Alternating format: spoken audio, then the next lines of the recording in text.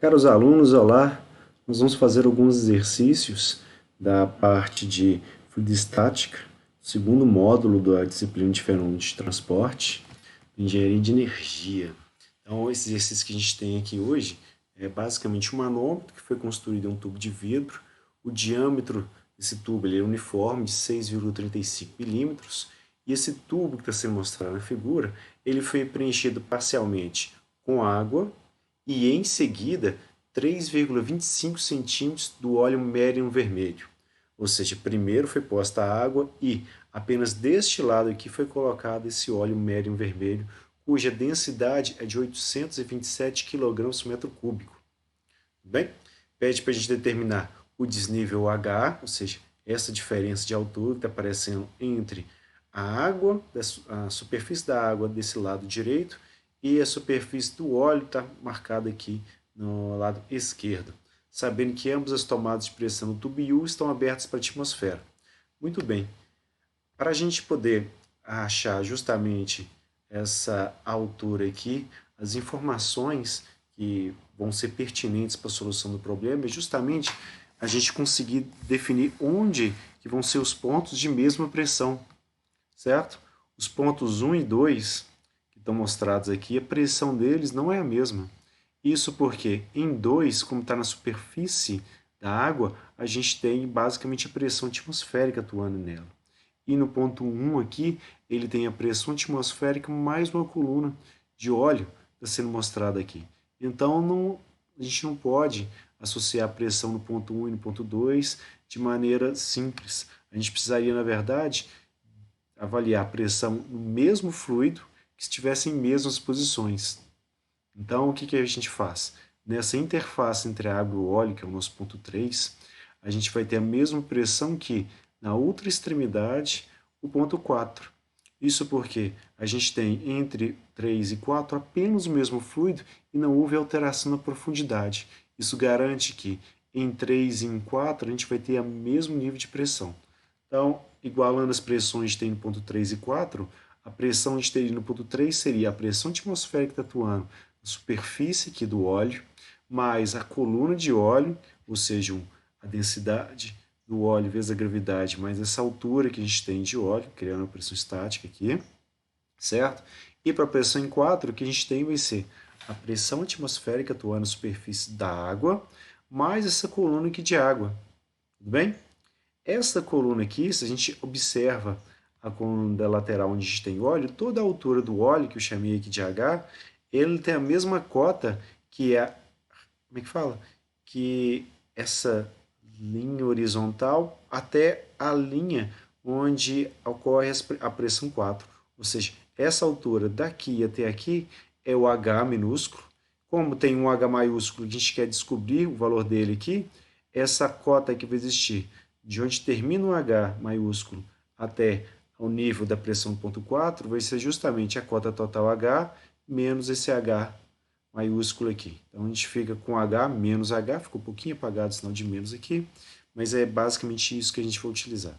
Tá? Então eu vou ter a pressão atmosférica atuando na superfície, mais a pressão estática criada por essa coluna de fluido, que é a densidade do fluido água, gravidade e aquela cota que é o Hzinho, certo? Menos o Hzão.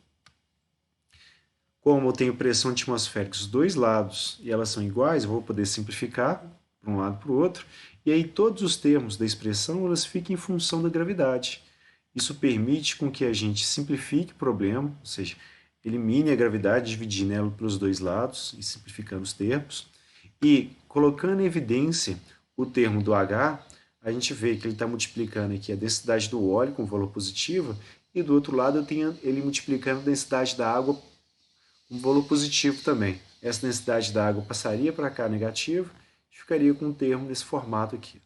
Certo? Desse outro lado, os termos que dependem do H maiúsculo, é só ele e a densidade da água. Então, a gente já coloca eles aqui juntos, né, sinal de menos que não pode esquecer, e agora a gente isola. O Hzão que a gente quer determinar, ele vai depender do H minúsculo, que seria a altura da coluna do óleo, certo? E essa razão entre as densidades que apareceu aqui para a gente. Tudo bem? Como que a gente vai determinar essa altura aqui para o óleo? A informação que o enunciado deu para a gente foi bem clara, né? o tubo ele tem um diâmetro uniforme, então ele vai se comportar como sendo um cilindro, certo? E a gente a gente sabe o volume dele. Então, para a gente determinar a altura, a gente basicamente vai pegar o cálculo do volume dele como se na área da base vezes a altura. Isolando o termo da altura, a gente precisa do volume dividido pela área da base, que é π sobre 4 e o diâmetro quadrado. Então, substituindo os valores, a gente pega os 3,25 centímetros cúbicos, divide por π sobre 4, que multiplica os 6,35 milímetros para ser elevado ao quadrado. Certo?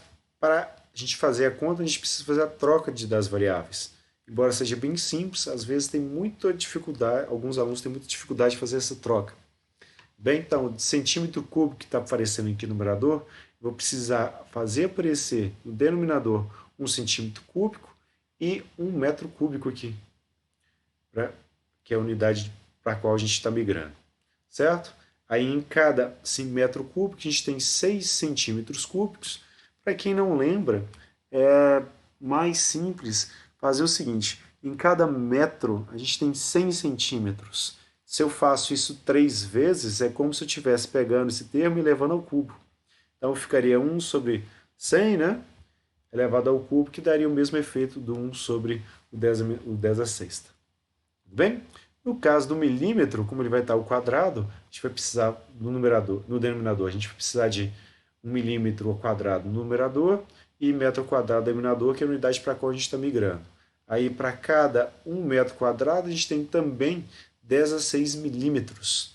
Para quem tiver dificuldade, se eu pensar em 1 metro, tem 1000 milímetros. Então, se eu elevo ao quadrado, esse 10 a terceira vai virar o 10 a sexta. Bem?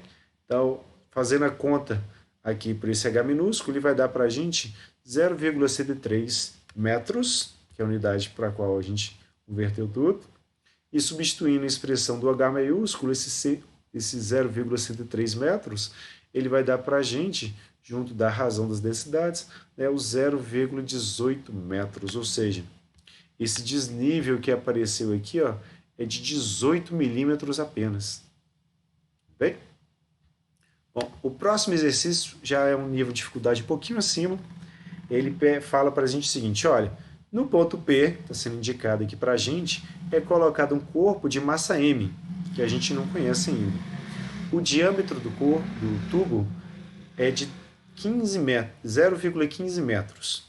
Sabendo que os pontos A e B estão abertos para a atmosfera, são essas duas aberturas aqui, pede para a gente desprezar o atrito entre o corpo e o tubo e calcular qual que é essa massa M e qual que é a pressão lida no manômetro Mzão, que está aqui no topo dele. Bem?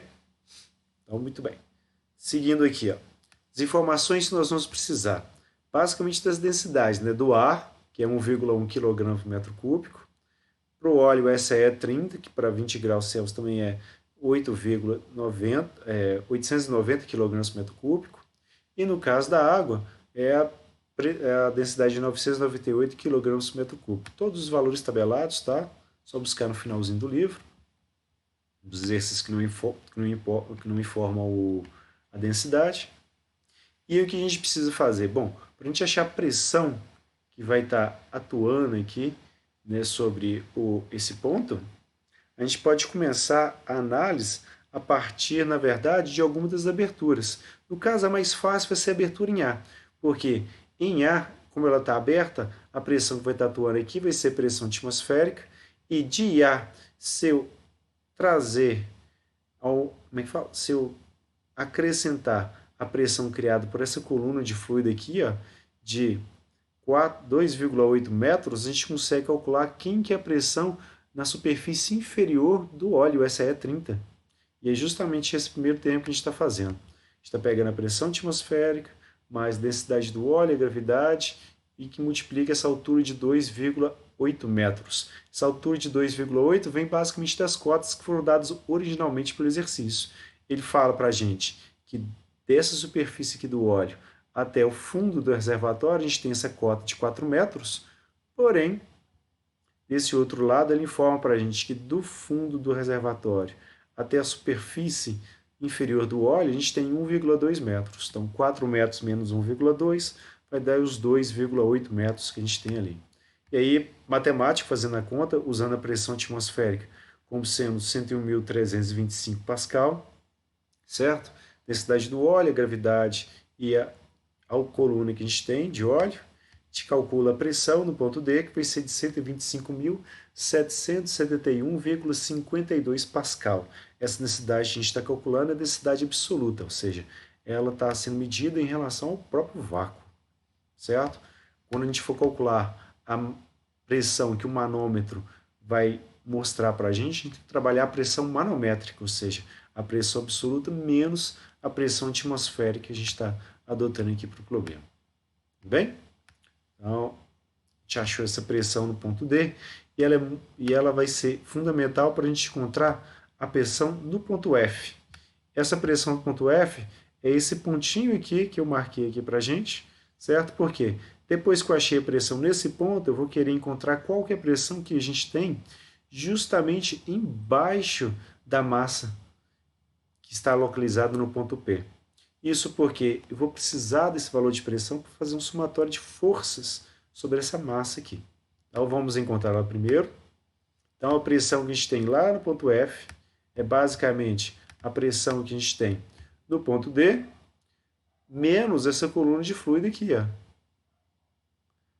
E detalhe, da cota da superfície inferior da massa, né?